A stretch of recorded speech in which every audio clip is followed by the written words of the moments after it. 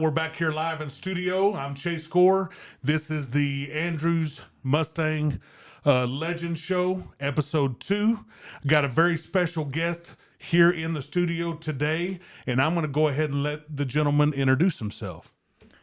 My name is Danny Pendelton. I graduated in 1964, Andrews High School. Went to school here all my life. Played tennis on the tennis team. And we'll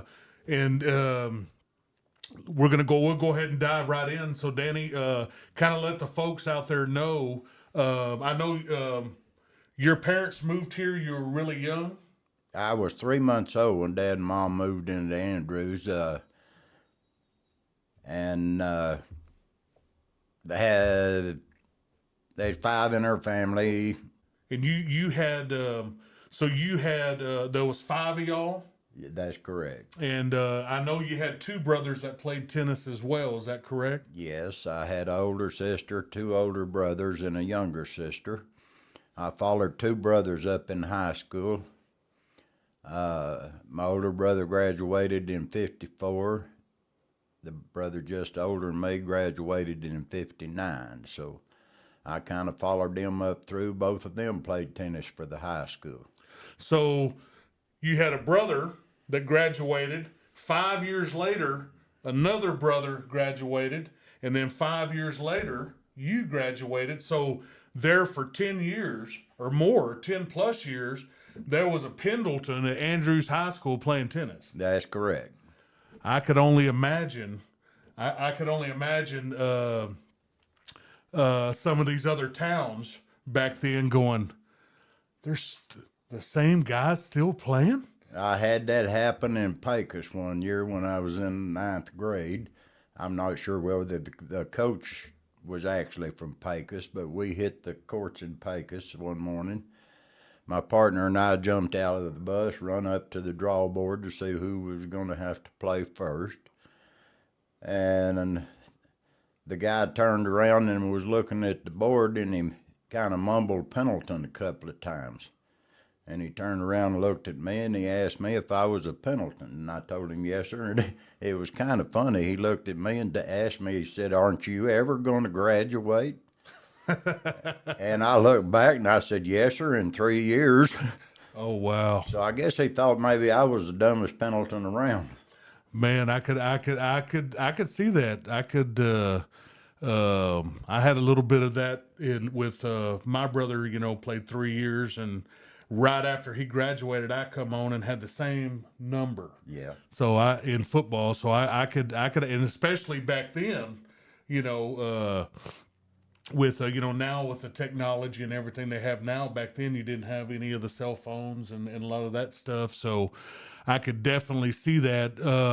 So let's go ahead. I tell you what, let's go ahead and start. So where you grew up here in Andrews, y'all grew up right over there by where the tennis courts used to be, where now is the admin building by the middle school. That's correct. The tennis courts was right straight north of the school administration building at this point, and we lived on right behind the school administration building. So I bet y'all grew up over there playing all the time. All we had to do is walk across the street. We were in the tennis courts, and from the time I was probably 6 years old, I spent most of my time over there. I mean, it was just your routine play. I mean, there wasn't a whole lot to do back then. We rode bicycles, and the tennis court became a place where we spent most of our time playing. So for a lot of people out there that don't know, and I remember those being down there, yeah. And believe it or not, for y'all out there, when I was growing up, and my dad played some tennis in junior high with Danny and George Averett. And then decided to go into baseball when he got into high school. But we used to go down there and play, and I actually played tennis. My dad had me playing, and we used to go down there. And I can't remember what year that they took those out and moved them, but I remember them being down there, and they used to have lights, and we'd go down there sometimes and play at night. Well, that was the second set of courts that they built. We had 4 courts right on the corner, which is right now a parking lot. they built new tennis courts, which gave us 2 more courts. There were actually 6 courts on that corner, and it was just straight north across that street from the auditorium, and the band hall was in the back part of that auditorium. And it was right straight across that street. They built 6 new tennis courts over there. Those are the ones that had the lights on them, and we definitely used the lights all hours of the night. So you want to go ahead and let some of the who was your when you were in junior high? Who was the coaches in Andrews at that time? The only coach that I ever had was his Coach Brewer. We weren't allowed to use first names, but his name was Kelton Brewer. He come to Andrews, I'm going to say probably around 51 or 52, just prior to my brother's graduation in 54. And he stayed until 63 and then left. Okay. And then, so can you kind of give us an idea when you started playing tennis in junior high? Can you walk us through your junior high career in tennis? Well, I spent most of my time off on the courts over there, following my brothers around. Of course, I was too young to play with either one of them at that point. Of course, I was shagging balls. Anybody laid a tennis racket down, if they got to hunting it, they come looking for me. And of course, I was banging tennis balls against the backboard over there any chance that I got. So up until I was in about the 6th grade, it was more or less just playtime for me. And I remember going over one Saturday morning. It had rained the night before. Of course, back then all the rackets were made out of wood. And I went over to tennis courts and was messing around with banging on the board and everything. And I walked over to one of the wooden benches over there, and one of the high school players or somebody had left a tennis racket laying on the bench over there. Well, I picked it up, and the head on it had warped because of the rain that night. And of course, I took it back to the house, and when my older brothers come in, I told them I'd found a tennis racket over there, and one of them looked at it and told me who it might belong to. So the next evening, he told me to bring it back over there. I went back over there, and he showed me who it belonged to. I went up to give it back to him. I don't remember the boy's name, but he looked at the racket and the way the head on it was warped. And he kind of looked at me and he said, "Well, I can't use that one anymore." He said, "You can have it." So that was my first tennis racket. Oh, wow. That was your very first one. But I got to where I could hit pretty good with it, even though the head was kind of bent on it. Do you have a couple of names of, do you remember some of the players that you played with during junior high? During junior high, I was playing, by the time I was in the 6th grade, I remember your dad being out there, Charlie, and then later he went to baseball, and I remember playing some with him. There was one particular kid, when I was in the 6th grade, I wasn't eligible for the junior high tennis team. It started in 7th grade, and George Everett moved in just about that time. I think in the 7th grade, when I finally got to 7th grade and was eligible for the junior high tennis team, I played singles that first year, and then George moved in during that summer. The next year, George and I, the coach had us team up. We played doubles. And then George was a year older than me. But basically, George and I played together constantly. That was just natural.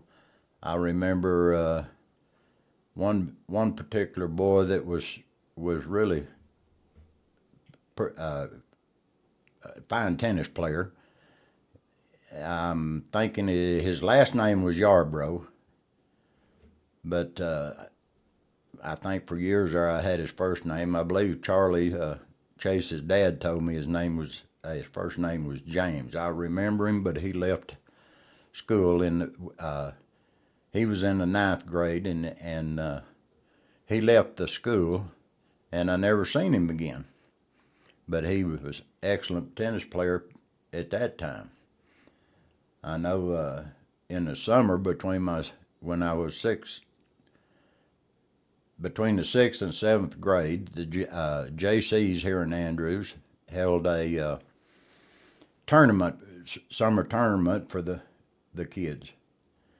And of course, that was between my sixth and seventh grade. I entered the tournament, made it all the way through, and wound up playing James Yarbrough. And that was for the first tournament that I ever won as far as, match play. I mean, most of the time we were just playing for fun. So, now actually this week I talked to George Averitt, and he messaged me, and we were exchanging messages back and forth. And I know he's up around the Fort Worth, Dallas area. I had seen on his Facebook that he had been a tennis coach up in Mansfield and retired. And but he was sharing some good stories with me. Some I cannot share on air, but Thank goodness. yeah, he's got some good ones with my father and Charlie Gore, but it's flattering. He was telling me that he said your dad was a good tennis player and he could get to some balls that most people couldn't. Yeah. He could move, but went into baseball, of course. But he has a great clothesline story that I can't tell on camera, but he find me off camera, and I'll if anybody wants to know about that story, it's fantastic. So you move into high school, okay? So can you kind of go over your high school career? Well, went through junior high. George and I played our first doubles match when I was in the eighth grade. Of course, he was a year ahead of me, so the next year I'll go into my ninth grade. George goes into the 10th. During my ninth grade, they finally consolidated, I'm going to call it consolidated, but they put the ninth grade when in high school. So, I was qualified to either play in the junior high division or the high school division. We had players that was older than me. A couple of them were seniors. The coach had matched George up with one of the senior boys. His name was Vic Thomas. We had another boy that played real well. His name was John Lenny. But the coach had matched George and Vic Thomas up as a doubles team. He thought maybe putting the number one, number two players together would give him a better chance of a state championship. And at that time, of course, I was in the ninth grade. I was still eligible to play the junior high division. But the coach had told me that I could move up to the high school if I wanted to compete with one of the other players, if I could beat him predominantly most of the time. Not all the time, but I could, vie for number one singles position in high school. I told the coach that I was still eligible for a junior high. I just stay in the junior high division there in the ninth grade because the boy John Lenny was his senior year. If I'd have decided to compete against him and took him out, he might not have been able. He couldn't have been able to play, and I mean it was his last year in school. I still had 3 years left, so I played ninth grade in the junior high division. Junior high division, I won 3 straight district titles. I had the first year in the 7th grade as the singles. George and I played doubles in my 8th grade. He was in the 9th. Then he moved up to the 10th. I stayed in the ninth grade, won the district there, which was straight district titles, and that's as far as the junior high division could go. George and Vic wound up winning the district in the high school that year. They won the regionals tournament, and George and Vic wound up going to the state meet that year, and were defeated. I don't know how it always worked out, but it seemed like once you got to the state meet, there was only three regionals that showed up. You either you won state or come in second or third, but you never played all three teams. I mean, you know, if you played, say we were rated number 3 and we played number 2, if we got beat, the number 1 and 2 played. You didn't get a chance to play anybody else. Once you were defeated, that was all of it. But George and Vic made it to the state. They were defeated that year. And of course, when I moved up into the 10th grade, Vic Thomas graduated. And of course, the coach put George and I back together as a doubles team. That was my sophomore year and George's junior year. We went through the district on that year, won the district, won the regionals, made it to state. We got to state, and the best I remember, there was a young man, I think he was from Kerrville, Tate. Kerrville. And he and his partner, one of the boys was the same age as me. His partner was 2 years older than him. They beat George and I in the first trip we made to the state meet.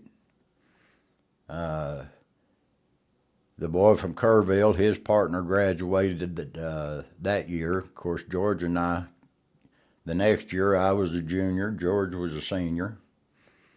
We made it back to state. The Kerrville team that we had played, the boy that was my age moved over into singles. George and I went back my junior year, his senior year, and we won the state championship. Oh, wow. And I saw your wife sent me that picture of where they're handing y'all the Yeah, that was a state plaque that the University of Texas issued for the state championship. It had our Coach Brewer, George, and I both in the picture. And we'll when this episode comes on, we're gonna drop that in the video so everybody can see. It's pretty neat. Now go ahead and tell us what happened. So you and George have played together all the way up, and then all of a sudden you're going into your senior year, and he's gone. So what did they do with you then? After we won the state championship, of course, George graduated. He was a year ahead. I decided, well, okay, I'm gonna try it as a singles. I made it through the district meet, made it through the regional meets. When I got to Austin, the young boy that he and his partner had beat George and I the first year trip we made to Austin was also in singles. And I played him, which undoubtedly he was much better because he had won the doubles championship when George and I made our first trip. And of course, he moved over into singles. He actually won the singles championship my junior year. And then I met him again on my senior year, and he beat me in my senior year and his senior year. But the young man was really good. He had won the state championship 1 year in doubles and 2 prior years in singles. Well, we wanted to we started this new legend show, and we have a tennis special coming up for the high school. High school's got a really good tennis program up here now. Both my nephews went through the program. They're at college now. They have a player up here. His name is Maddox Foster. Went to state last year as a junior in singles, and he ended up getting runner up this year. Knock on wood, he's got a really good shot at getting back there again. Good kid, good family. So we wanted to do this episode with you before. I think we'll have them on, I believe, the first week of May. But if it's okay with you, at some point in time, I'd like to invite Maddox with me to come by your house. And That would be very fine. I wish him the best of luck. A lot of times, your first trip to the state meet, it's all butterflies. And then if you get a return trip, you more or less kind of calm down a little bit. So I wish him the best luck. He's got a good chance to be in his second trip. I would love to get a photo of y'all two together. Oh, and fantastic. Also out there, we'll be putting this on the Andrews alumni page. And we anybody out there that has any ideas, any contacts, please inbox me. Please don't put it in the comments. Just send me a message. We really love to have these old Andrews legends come on the show. Nowadays everything is documented with a cell phone, everything, and a lot of these fantastic old stories don't get told anymore. And we do this show because we want to put some of this on. And Danny, is there any other people out there that you went to school with? Any other names that you would like to give a shout out to or say hello to out there in Mustang Nation? Well, there's a lot of them. I mean, the kids that we went to school with, the girls' tennis team at that point when we was in high school had a girl named Winnie Montgomery. I have no idea whether her maiden name or if she married or what. There was a Glenda Moore, very fine female player. The basketball coach that we had in high school, Vernon Johnson, his daughter Jan played tennis, which was very good player. There's one of the doctors here, Ramsey. His daughter, Paige Ramsey, was in my graduating class, and she played fine tennis. There was one of the girls' teams also went to state. I think it was my sophomore year, and they lost out in the state championship as just Georgia and I did. But we had a good, fantastic coach back in those days, and he worked with us all the time in order to better our tennis playing. I have to get this story in, and I know it is not it is not related to tennis, but it is related to Andrews High School back in the '60s. Now, we were talking the other day, me and you were talking, and you were telling a story about a football game over in Monahans, Texas. I think it might have been in '62. It was either in '61 or '62. And the people out there would love to hear this story. Can you go ahead and tell us about that Well, incident? I never was large enough to play football. And when I graduated from high school, I was 6'1", 148 pounds. The football team guys would have probably killed me if they hit me. But I think it's '61, '62, Andrews went to Monahans for a district meet. And at that particular time, Monahans only one side of their football field had a stadium. So both the Andrews team and the Monahans team had to sit on one side of the stadium. Of course, the rivalries between some towns, they still go on even today, but I don't know, it seemed like they were really fierce back then at times. But Andrews wound up beating Monahans for the district out here. And there was a fight broke loose in the stadium, and I think it was either 2 or maybe 3 people wound up with knife injuries. And I remember after that Andrews would not play Monaghan's In Monahan. in Monaghan's until they constructed separate stadiums on the football field, so they could Put the separate the visitor crowd from the stands. 2 different towns. Man, can you imagine that? And now I've heard talking and putting my feelers out there. Now I also heard that they actually had the fire department was there spraying people with water hoses down. I think possibly that was how they broke the fight up, but I heard they wasn't there. It was just what I'd heard, that happened at that particular time.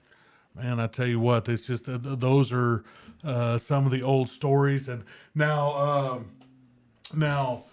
George Everett will he sent me. And I'm going to go ahead and tell you this story. He sent me. He said that I think y'all were maybe in El Paso at a tennis tournament. Did y'all ever go out to El Paso? Well, that particular year, the coach had made arrangements. There were 3 high schools in El Paso. I can't name them. It's been so long. But there was 3 high schools in El Paso. He called the coaches out there and set up a 3-day trip out there. We played one high school the first day, another high school the second day, and the third high school the third day. And Well, he what he was telling me was that the coach had to go up to the room and get onto one of the boys for throwing water balloons at cars. that was in Austin at the state meet. Oh, that was in Austin. And who did he get onto? Well, as normal, he would come to me in Georgia because,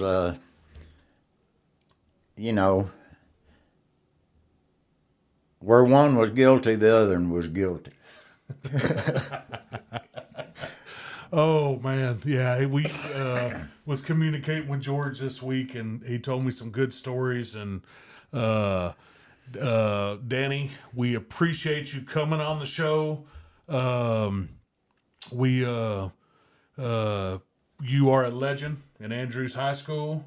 I've heard stories about you all growing up. My dad says I was a decent tennis player, and he goes, I could hang with most of those guys when I played good. But he told me, but Danny, and coming from my dad, when he says something like this, he means it. He said, Danny was a different beast. He said, that's all I can tell you. He said, I couldn't even get close to him. And he said, he's a whole different beast. So that's a huge compliment, especially Thank coming you, Dad, from him. for me. And but growing up, I did tennis growing up. I played just about everything. I did tennis, gymnastics, basketball, baseball, football. I did everything until, and then you kind of find your niche. But even growing up, he was like, let me tell you, there was a guy named Danny Pendelton, played tennis. And so we appreciate you coming on the show. Is there, just before we end, is there anybody else out there you'd like to give a shout out to? Or Well, there'd be a lot of kids I went to school with. Some of them I don't know where they're at or if even are still around. I enjoyed being with all of the kids in my grade, even the ones above me and below me. I knew quite a few of them. Not all of them. It was the ones that was, basically around the same classes and stuff. During school, have no regrets. Being from Andrews, still love Andrews. I've been here, other than about 10 years after I'm married. I've lived in Andrews for probably 60 years. Wow. And so Andrews is my home. Well, we appreciate you coming on the show. This is going to conclude the Legend Show, episode 2. And always remember, folks, it's a great day to be a Mustang.